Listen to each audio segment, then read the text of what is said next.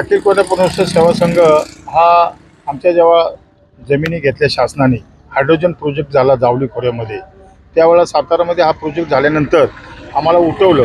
जवळजवळ आमच्या 80 ते 90 गावं जावली खोऱ्यातून साताराहून उठवल्यानंतर आम्हाला पुनर्वसन करायला पाहिजे होतं.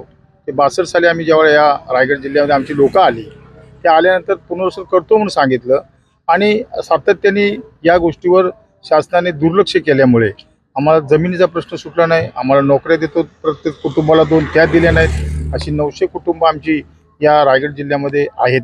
एकूण महाराष्ट्रामध्ये 8 जिल्ह्यामध्ये हे ठाणा, रायगड, पालघर, रत्नागिरी, सातारा या सर्व ठिकाणी त्यावेळेला ही सगळे धरणग्रस्त सगळे उठले. ते उठल्यानंतर शासनाने 4 एकर जमीन देऊ असं आम्हाला सांगितलं होतं. तर 4 एकर देण्यामध्ये काही 200-300 खातेदारांना मिळाल्या जमिनी, 200-300 अजून खातेदारांना रायगड जिल्ह्यातल्या अजून मिळाल्या नाहीत. त्या न मिळाल्यामुळे सातत्याने आम्ही मागणी करतोय. पण भविष्यामध्ये जे आज गेली 60 वर्षामध्ये नवीन अधिकारी आल्यामुळे त्यांना कोयना धरणग्रस्त हा प्रोजेक्ट जो आहे तो हायड्रोजन प्रोजेक्ट आहे आणि हायड्रोजनसाठी जमीन शासनाने घ्यावी असा जो निर्णय झाला होता. पण उर्वरित त्या ठिकाणी आमची जी जमीन राहिली, म्हणजे आमची त्या प्रत्येक गावाची जमीन राहिली, प्रोजेक्टमध्ये जमीन गेली, पण जमीन वरच्या साईडला आजूबाजूला जमीन होती, ती जमीन आमची शासनाने घेतली आणि आम्हाला बेचिराग आणि त्या ठिकाणी भूमिहीन बनवलं. त्यामुळं आम्हाला अतिशय उपासमार झालेल्या आमच्या कुटुंबाला नोकऱ्या मिळत नाहीत, अनेक गोष्टी नागरिक सुखसोयी होत नाहीत.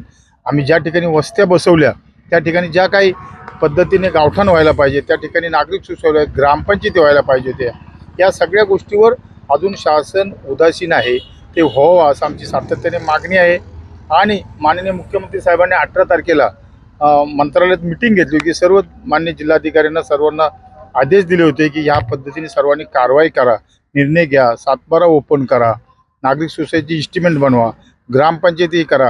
या सर्व गोष्टी करण्याचे आदेश सीएम साहेबांनी देऊन सुद्धा अजूनही अधिकारी त्या पद्धतीने 5 जिल्ह्याचे अधिकारी साहेब काम करत नाहीत. आज निवेदन देऊन सुद्धा शासन ऐकलं नाही, तर पुढची भूमिका कशी असेल? पुढची भूमिका आता आम्ही 2 तारखेला आता अधिवेशन चाललेले 2 तारखेला कोकण भवनवरनं आझाद मैदानावर आम्ही सर्व कोयना प्रकल्पग्रस्त सर्व महाराष्ट्रातल्या 5 जिल्ह्यामधले सगळे लोक एकत्र येणार. कोकण भवननं आम्ही डायरेक्ट आझाद मैदानात जाणार. त्या ठिकाणी आमच्या मागण्यासाठी सातत्याने प्रयत्न करणार.